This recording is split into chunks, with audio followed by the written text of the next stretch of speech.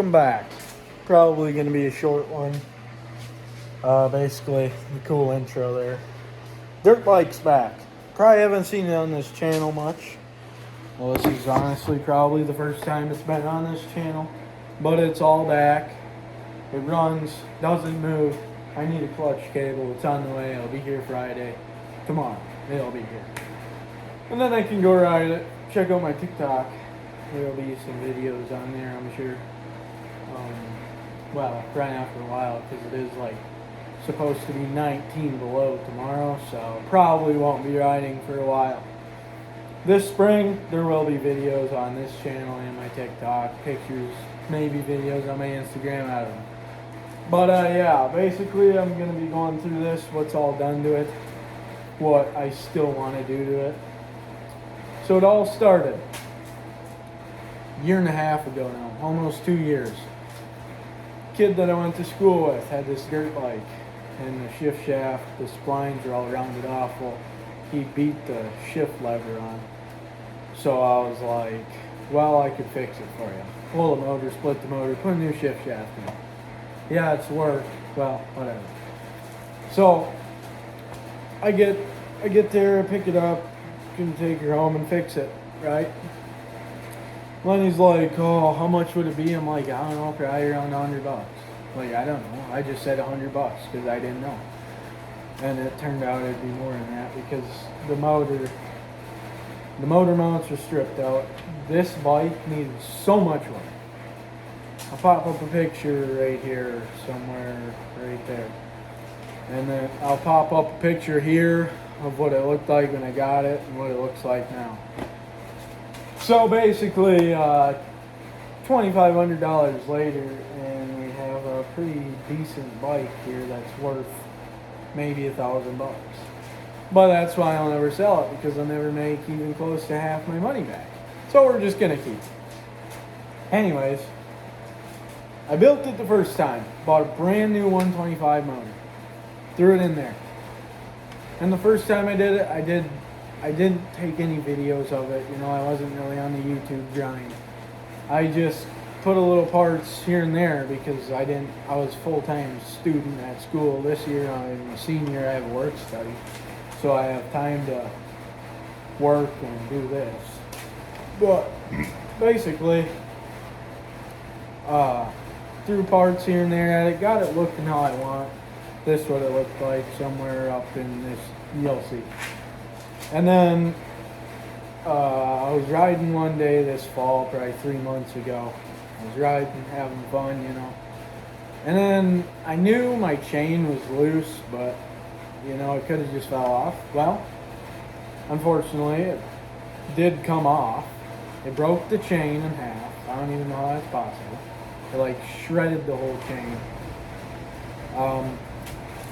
Then it like took out the kickstart in first gear. I don't know how that exactly works. I'm still kind of confused. But basically the motor's junk. It's sitting right over there under my little vice bench. It's still a good motor. It still runs and stuff. But since basically these are not even close to the same motors, I kept it. Because the clutches are the same and everything. Little parts are the same, wiring's the same. Anyways, then I went on eBay. Well, went on the internet actually. And I looked at eBay, I looked at that motor.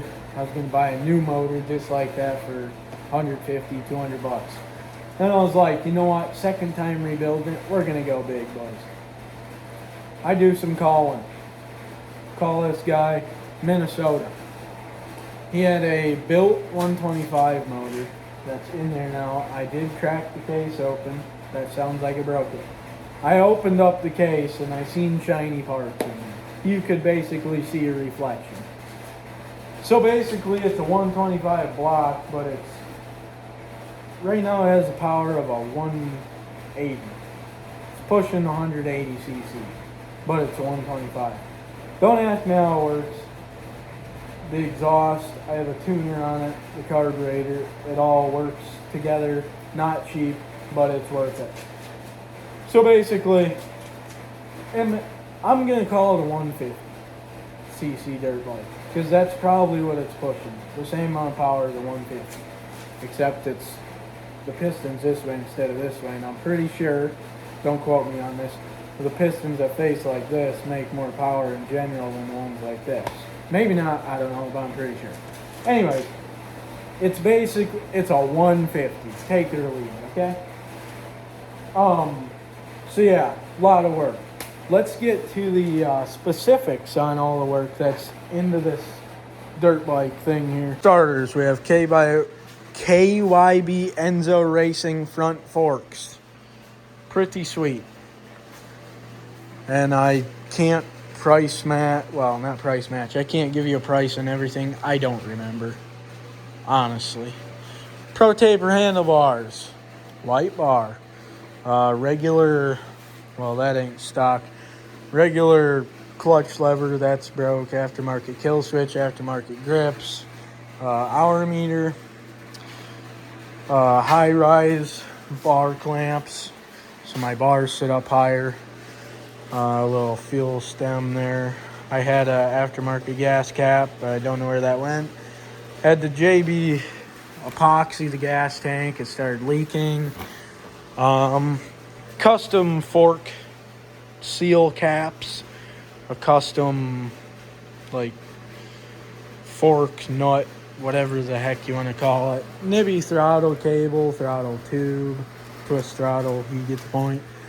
Brand new brakes all the way around. Forget the brand. Aftermarket kickstand, so it sits taller up. Custom shift lever, foot pegs. My stickers are peeling off. That's cool. This is stock. A chain here. This is an old chain. Aftermarket chain guide, whatever you call that thing. The motor, shiny. 24 millimeter carburetor, a nice fat air filter. Oh, my hoses stuff.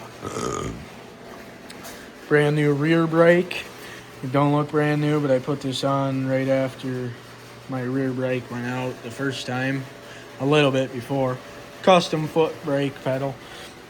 Stock Kickstarter for now. Aftermarket dipstick. Aftermarket exhaust, tuner back in there, a little hand grabber guy there. So yeah, that's basically what she's looking like right now. Things that I want to do to it. So for me personally, how my land is set up, unless I really am not doing anything with my life and have time to go out and cut a million trails. For me, my situation, the best time I think it is to ride around here in Wisconsin is spring and fall. Before it gets super cold, before it gets super hot. Plus all the brush has kind of died down so you can go through the woods. I think that's about the best time to ride. That's when I like to ride personally. It's more enjoyable than, it is fun riding on a hot summer day, but I just go on the roads because none of my trails are cut. So basically, speaking of road, I'm going to get some custom powder coated candy apple red rims for the front and rear. 17-inch front rim, 14-inch rear rim. Custom powder coat. Then the spokes are going to be gloss black, powder coat, whatever. I'm going to get some street tires for it, front and back. And then I'm going to send these rims off the powder coat. Same candy apple red rims, spokes. Going to be like a matte black, shiny black, gloss black, whatever. That alone will be around $1,000 to get 4 sets of rims, 2 sets of rims, 4 rims, 2 sets of rims, powder coated. And then I'm gonna probably do a celebratory burnout, if that made sense. Celebration burnout. You get the point. Absolutely annihilate this rear tire. Then I'm going to go Kenda Ibeck in the rear, probably a Kenda Ibeck in the front. I've had them on another dirt bike. Best dirt tire ever. It hooks so good. I just go watch Braden Price. He mentioned it in one of his videos. I bought one. They're not. They're pretty cheap, I guess. They're well worth it. One thing I will say is don't ride on the roads. They don't, I mean, they're not meant for the road, they're meant for off-road. It's like a soft tread, so it digs in real fine, muddy, hard dirt, whatever. So basically that's, yeah. Then I'll pop up a picture here. There's this powder coater guy in Texas. I'd have to ship all my stuff down. Wisconsin up here and Texas down here, it's gonna cost a lot, but it'll be worth it. That's who I'd send my rims to get powder coated. But I'll pop up a picture of the frame he photoshopped and sent, and he gave me a price, and it wasn't cheap. About $1,500 to get the whole frame powder coated plus the rims. I mean, it'd be worth it. You know, it looks sweet, but oh well. Then, anyways, moving on. I want to get new plastics. There's just a couple of imperfections, like, for instance, when I crashed, there's just, I don't know, a lot of scratches. I want this bike to be perfect, you know, because I'm not going to sell it. I want to get a new seat cover. There's some paint on it when I was painting this summer. Yeah. I mean, that's honestly pretty much it. Oh, I forgot to mention, and what's done to it, it is technically aftermarket plastics and an aftermarket seat. I got a high-rise seat, so you sit up higher. More comfy, I think. And then I have a Enzo Racing rear shock. That's rated for like 450 pounds. This bike, the stock suspension was on it for a while after I built it, whatever. And I rode it around, and you know, it's very like, you hit a bump, it's like, you know, it's very, you know, there's no give to it. It's just up, down. I put this suspension kit on. I think I got it for around $500-600. Put this on, it is like you're on a cloud the whole time. I'm not even making it up. It is the best thing I've ever done to this bike. It's so much more enjoyable to ride. I don't even know how to explain it, but yeah, there's just little, I'm sure I'm missing stuff that's done to this. Like little valve stem caps. That doesn't really matter. $2 on Amazon. Some stickers on my rear tail plastic. First sticker I ever put on it was that Savage sticker. You can see it. That's been on there this bike's whole life since I had it. Then I put a Nibby sticker. Forget what that is. I just put a couple of these on just to fill it and make it look cool. I put some of those on.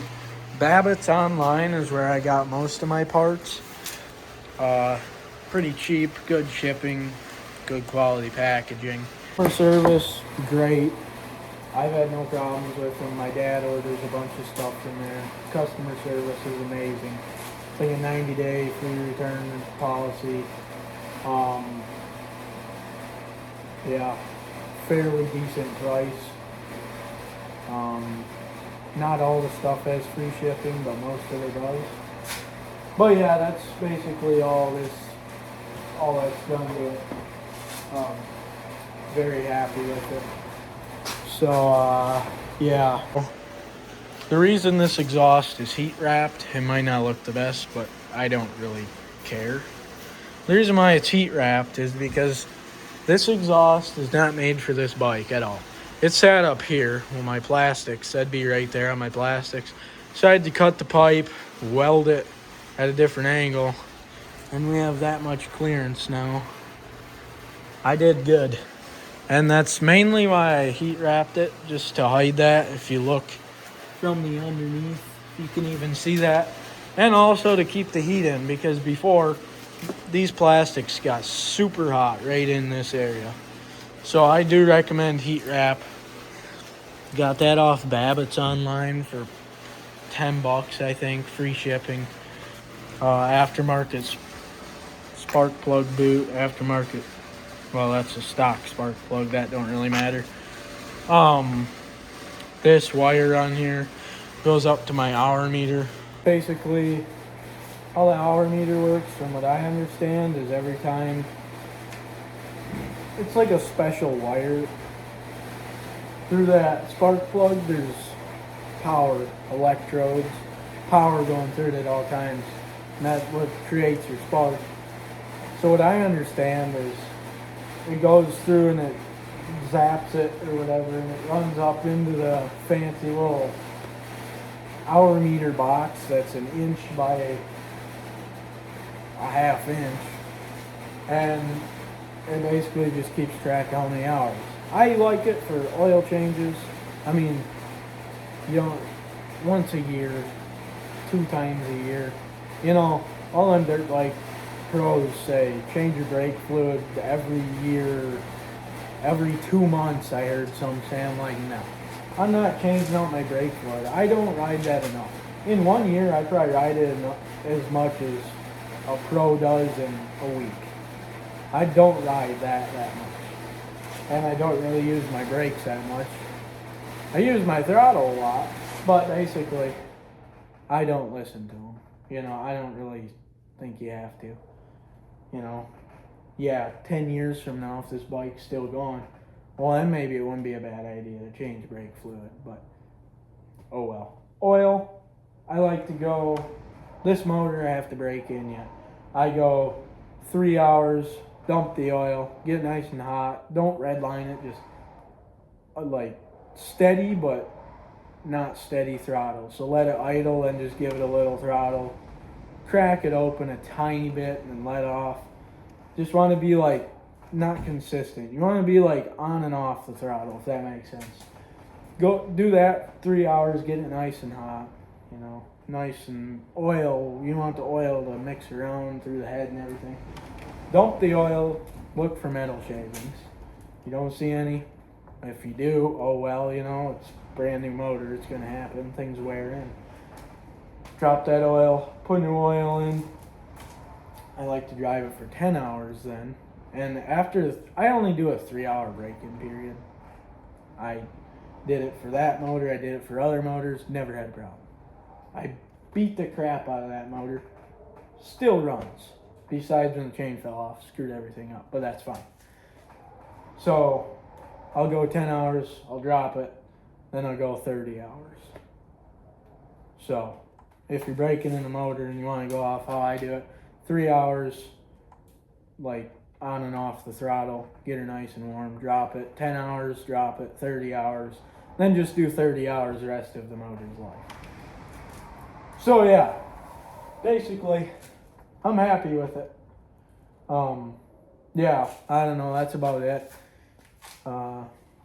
Stay tuned for videos coming soon. Can't wait to get this thing out this spring. It is a blast, I'll tell you that. If you don't have a dirt bike, you're missing out. It's fun. You just got to be careful on this thing now, because in the past I have had the throttle stick before.